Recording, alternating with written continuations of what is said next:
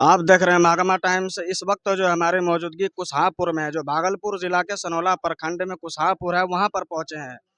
ये उसके घर पे पहुंचे हैं जो अमरून नाम की एक लड़की थी, जो मदरसा जामिया आयशा लिल बनात के अंदर एक घटना घटी घटी थी। तो आप जानते हैं कि मदरसा आयशा जो है महागमा प्रखंड के कस्बा गांव के अंदर है, और यहाँ पे जो है एक कांग्रेस टीम से अल्पसंख्यक टीम के एक व्यक्ति आए हुए हैं, जो कहलगांव विधानसभा से भवी प्रत्याशी भी है। हम जानने का प्रयास करेंगे कि क्या क्या आश्वासन दे रहे हैं और क्या लगा उनको। तो हमारे साथ वीडियो के साथ बने रहे।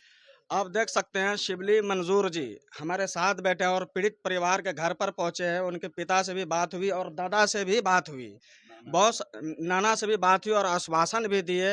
और सबसे पहले मैं ये बात बता दूं आप लोगों को, ये शिबली मंजूर जी जो है, थोड़ा सा आप अपना तारुफ बताएं। मैं शिबली मंजूर हूँ, राष्ट्रीय सचिव हूँ अखिल भारतीय कांग्रेस कमेटी में अल्पसंख्यक विभाग में। भागलपुर का रहने वाला हूँ और कहलगांव से कांग्रेस का संभावित प्रत्याशी हूँ आने वाली आगामी विधानसभा चुनाव में। पिछले कई लंबे अरसे से कहलगांव के अंदर लोगों से मिलना जुलना चल रहा था। चुनावी प्रक्रिया में सब लगे हुए हैं पूरी टीम के साथ में। पिछले 3-4 दिनों से हम लोग पटना गए हुए थे, राहुल गांधी जी की यात्रा का समापन था, वोटर अधिकार यात्रा का।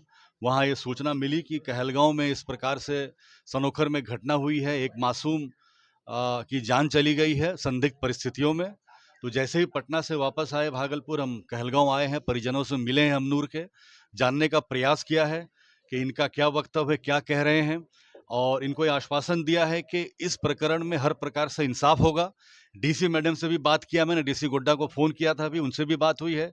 उनको भी हमने ये कहा है, उनसे अनुरोध किया है कि इस घटना में इंसाफ हो, न्याय मिले, ये सुनिश्चित करें। उन्होंने भी आश्वासन दिया है कि आपने फ़ोन किया है, सब लोगों के साथ आप बैठे हैं, उनके परिजन के साथ मिल करके उनको आश्वस्त कीजिए कि हम लोग पूरा प्रयास करेंगे और ये सुनिश्चित करेंगे कि जो पीड़ित परिवार है उसको न्याय मिले।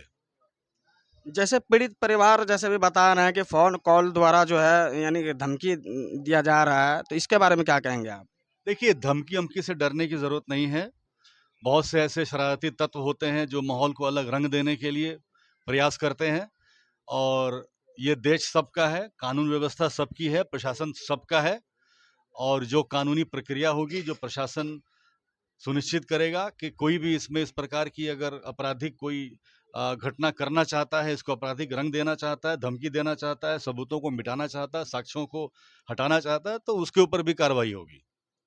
तो डरने की ज़रूरत नहीं। मैं फिर से आश्वस्त करके जाना चाह रहा हूँ उन सारे भाइयों को, जो भी पीड़ित परिवार है उन सबको।